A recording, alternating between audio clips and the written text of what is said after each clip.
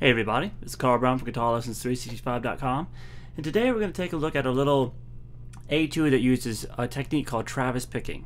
Now this is a fingerstyle technique that is used by everybody from Merle Travis, who this technique is actually named after, to John Lennon, and countless other acoustic or fingerstyle guitarists.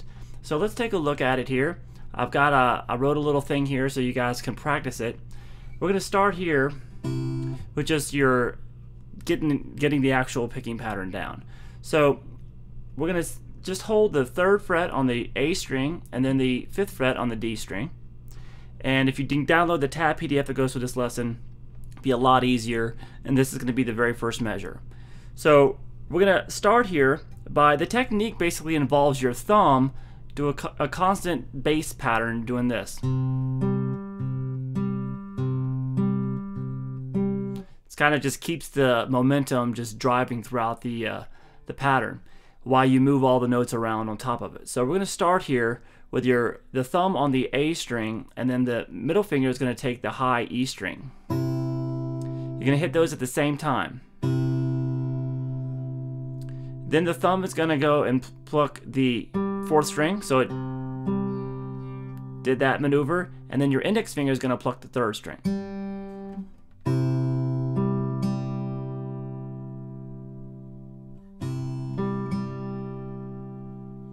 Then we're going to have the thumb pick the A string, the middle finger pick the open B string, and then the thumb again pick the D, and then the index finger pick the middle string. So it's basically an 8-note pattern, except the first one is obviously 2 notes together.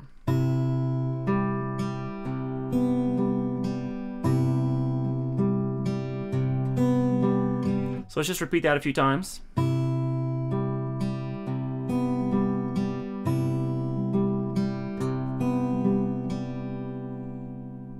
Okay, now that picking is going to be the same throughout the entire song.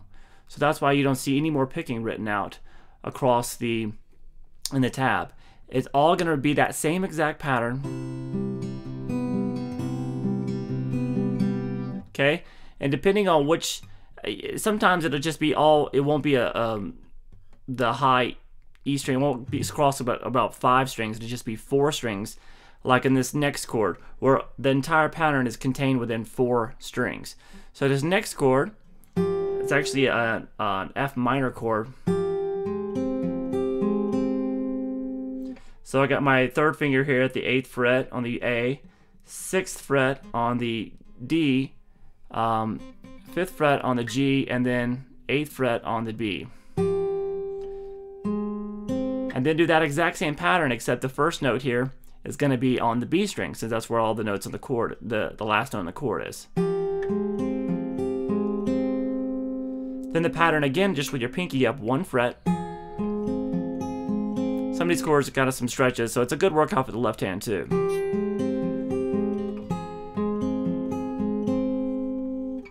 Okay.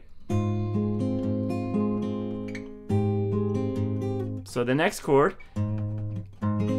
is your first finger here at the 4th fret on the low E, and the 6th fret on the D, 5th fret on the G, 6th fret on the 2nd string. So we're skipping the A string in the pattern here. So it's still contained just within these 4 strings. So that thumb now, you can see, is skipping the 4th string, the 5th string.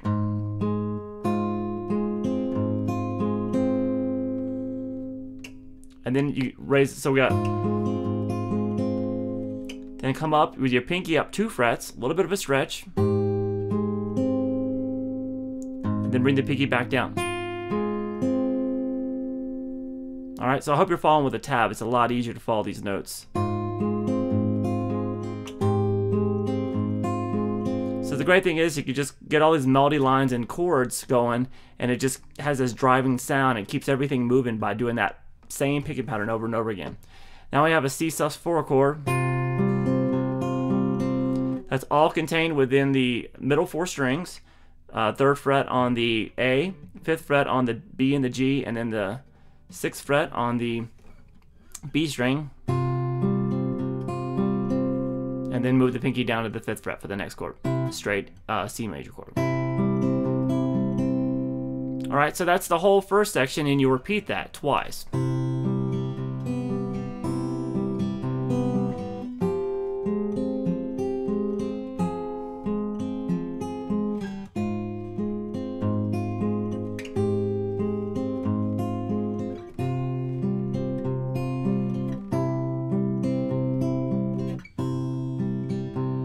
So just keep going and progressing through that 2 times. And then we have the second section, which starts with the C minor chord. So after you get through the first section twice, we have the same chord instead of a C major, a C minor, all contained within the middle 4 strings, so that picking pattern there.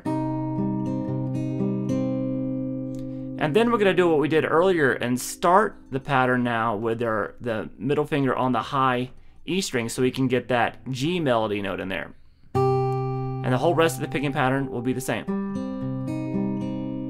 So the only time we went to that high E string was just that very first note when you hit the 2 notes together. So we got this together. Then it goes to a G7 chord, so just do a full bar at the 3rd fret. And your 2nd finger at the 4th fret on the G, and then the 3rd finger at the 5th fret on the D. And you're going to be picking the 2nd string here and the low 6th string together, and then to continue the pattern on just the 6th, 4th, 3rd, and 2nd string. So you're skipping that 5th string again.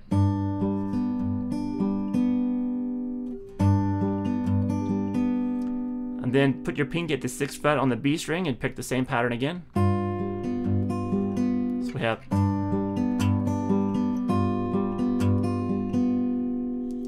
come up here to an F minor chord at the 8th fret.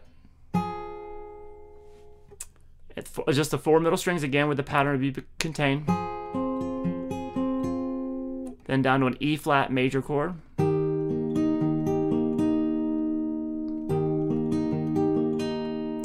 And then we're going to take it to this shape here, which is initially you're going to have your 3rd finger here on the 7th fret on the low E, 5th fret on the D, 7th fret with your pinky on the G string, and then your 6th fret here at the with your 2nd finger on the B string.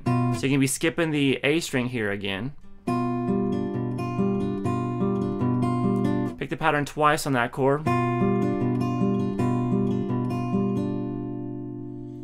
And then go back to the C minor, so start that second half that we just started with the C minor chord, start that over. It's the same thing through. This chord was the first ending you'll see in the tab. So we go back to the repeat.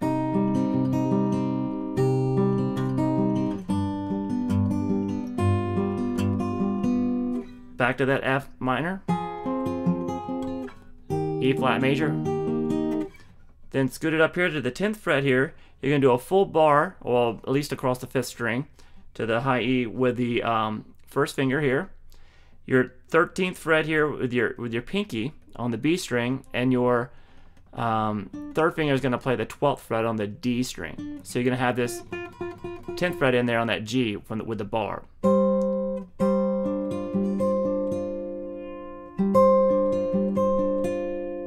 And then just take your pinky back 1 fret. And that takes you back if you want to just come back and end it like on the first chord. Or sometimes you can just play the first half again.